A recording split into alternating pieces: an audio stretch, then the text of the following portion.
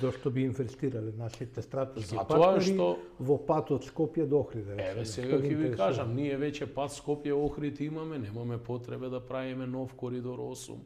Значи ние веќе имаме и 50% завршен автопат.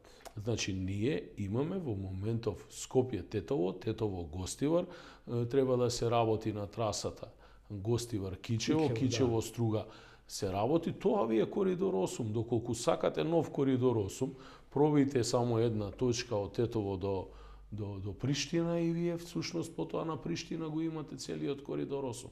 Овој коридор вака како што е замислен, а рекоа дека се уште и проектот не е завршен, го тендерира и избра изведувач, тоа е реномираната фирма, мора да признаем, Енка Бехтел, кај што видовме пукање на неколку димни бомби на локациите каде што наводно ќе се работи, а таму се уште ви стои само маичката на Артан Груби кој што е соблече, но од друга страна, тој цел проект е замислен со носивост, висока носивост на автопатот, што подразбира сериозни интервенции на самата траса. Ние немаме потреба од такво нешто.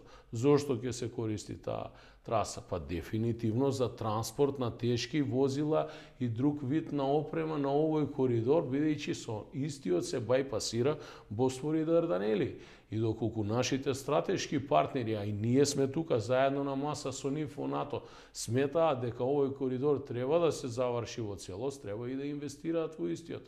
Ние кој го инвестираме до стандардна носивост, а дополнително трошоците за екстремна носивост на самиот автопат нека го инвестираат тие. Јас имав можност на оваа тема да разговарам со господинот Еди Рама во Тирана кога бев летово и многу отворено пред мои пријатели од Соединетите Американски држави и целиот регион го прашав за овој коридор, викам докаде е Албанија со истиот. Вика не сме мрднале ни милиметар. Зошто? Затоа што немаме пари.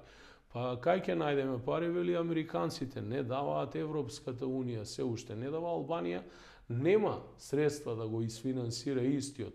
А видете, ние веќе уплативме 160 милиони евра аванс и дополнително мислам дека уште 20 милиони евра аванс.